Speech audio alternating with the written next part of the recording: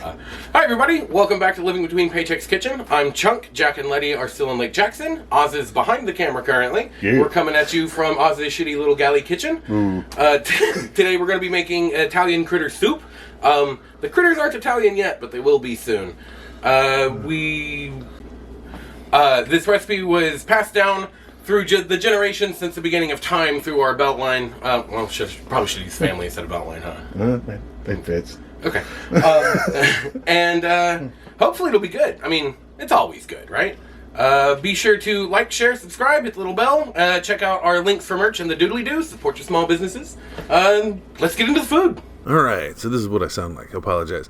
Well, you're going to get any kind of meats you can. So I'm going to use some chicken thighs and some Italian sausage. Now you want to get one golden onion, one yellow, one red bell pepper. Any color bell peppers you really want. Any color onions you really want. I'm using some bow tie pasta. You can use any kind of pasta. Again, very much up to you. I'm going to use chicken broth. You want about 6 cups. These usually have just 4 to 8, depends on what you're in there. Or you can just use water and some bouillon. Use the same thing. You don't have to buy the prepackaged chicken broth. It's up to you. Then you want a can of each kind of the tomatoes you can get. You can get crushed. And then you want a thing of diced, but I got the fancy fire roasted stuff because I'm going to do it spicy. One thing of tomato paste. And this can of chipotle sauce. You can usually find this in the Hispanic food section if you have that in your stores. Lucky enough to have that. Now, Italian seasoning comes pre-mixed. It's got everything you need in it. That'd be perfect. Or you can just do it yourself. Get you some oregano and some basil or oregano, and then add some garlic powder because you can. All right, and a little bit of salt just to taste. That's completely up to you, okay? Now, first thing you do is going to go wash and skin your vegetables. Well, wash your peppers and skin your onion.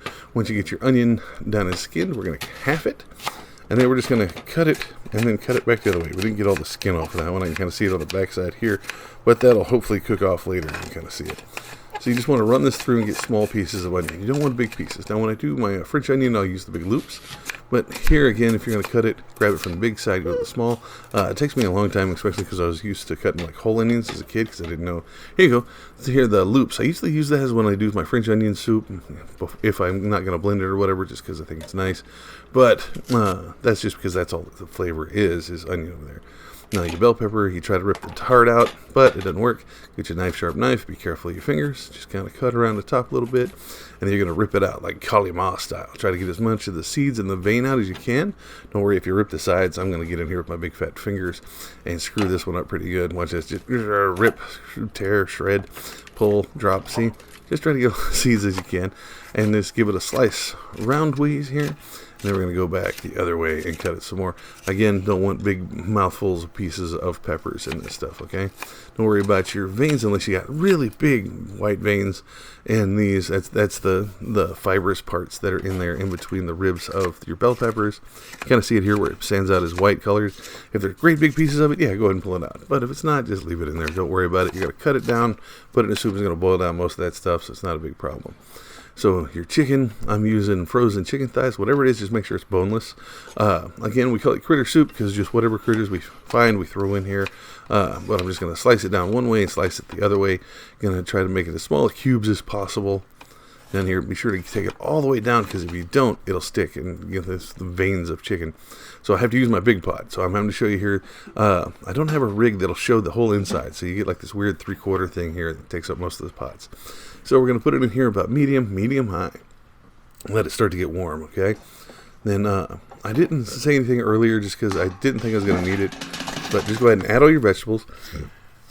Now, I'm going to add just a little bit of olive oil in here. Just maybe, teaspoon and a half to get it started.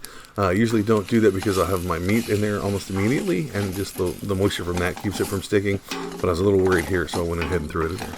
So, completely up to you if you want to use that or not. Now, I'm in here, get this stirred and get the heat going. And it's really hard to get a good clean shot in here. I know the steam is just going right up the lens, and I apologize.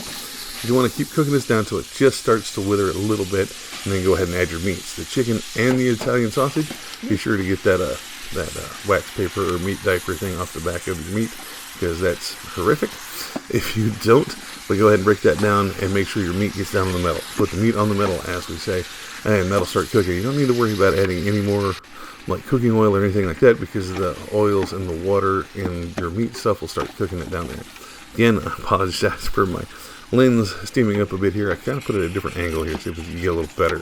But keep stirring around, let it cook down in there at the bottom. Like I said, we're going to put it on medium, high at the most. If it starts burning or getting too brown on one side, we're going to go ahead and turn it down. Once your meat starts giving up that pink color, going to gray to brown, then we're going to start adding everything else. Get your 1 can of crushed tomatoes, throw those in there.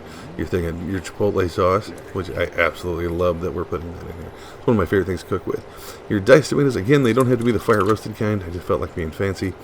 And then the tomato paste. The tomato paste doesn't come out very easily. You can take a big knife and drive it in the bottom and give it a little air hole. So it's kind of a trick, like getting cranberry sauce out. Just probably be safer than I am here. I was just in a hurry, and it'll usually slurp right out of there into the thing, but it kind of splattered up on the sides. So get you a spoon, scrape it. Just don't be in a hurry. I was trying to leave town, so went ahead and do this in here. So try to get as much of it out as you can. Put it in there. Now, you're going to get that stirred around in there with your vegetables and your meats. This is where everything starts getting really aromatic, makes your whole house smell really, really great. So, in there, wooden spoon is almost like sorry about the camera, folks. But wooden spoon is almost a guarantee that you need to do this because it's Italian stuff. You don't want old Italian spirits coming up out of the ground to come and get you because you did it wrong. Once you get that nice and stirred up, now we're going to use our teaspoon here. And we're going to add our basil first, and then 1 of basil, 2 of oregano is how we're going to put this in here. And then, that wasn't quite full. And then we're going to use our garlic powder. The recipe called for like a 1/4 of one, so we're just going to do 1 and put it right in there. Now, salt. Salt is definitely just to your taste. I just put a sprinkle of this in here. It's not a lot, right? A lot of the stuff is already acidic, so I'm not worried about the salt content. Really, I didn't want to put a lot in there. But again, I put a little here and then maybe a little bit when you're serving, but I wouldn't stress it too much. Give it a nice stir, get those spices down in there cooking, and let that start, really start to edge up on the sides where it starts to bubble a little bit. Then you're going to add your broth. Just go ahead and add that whole big thing in there. Like I said, I think I'll shoot for 6. Remember to stab it. It makes all the liquid come out faster. Makes a breathing hole. I did a lot of stabbing in this episode. Go ahead and put this in here. Just drain it all in there. Right? Now, again, if you don't have enough or you just mix it in water and bouillon, mix it where it says on the side of the bouillon thing to make 6 cups of your broth. Put it in here, give it a nice big stir. It'll start to blend into that kind of stuff really, really well. Again, it makes the whole house smell good. So, you're going to get that, you're going to get it to boil. So, go ahead and let that bring to a bubble. Now, you start bubbling, it'll bubble around the edges. Be sure to stir it every now and then. Don't just let it sit and boil. But once it does that, we're going to go ahead and turn it down. See where it's bubbling pretty good. We're going to go ahead and turn it down to a simmer, just as low as possible on the fire. Cover it and let it sit for an hour. Alright, when it's been sitting for an hour, smells amazing. You can come in and give it a stir in that hour every now and then, but it's not mandatory, but it helps.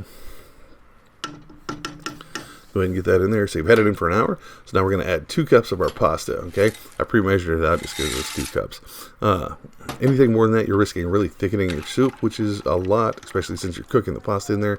Let it sit for another 15 minutes. I use a plate as a lid for this big pot, but just cover it with anything you can. It's not mandatory you cover it. It just helps a little bit. You might want to give it an extra 5-10 minutes if you're not covering it. You check your pasta after 15 minutes. Good to go. Now, this is great. Meal prep is great. Keep it cool. Keep it covered. Tastes amazing. I dressed it up with some bread on the side. But this turned out really well.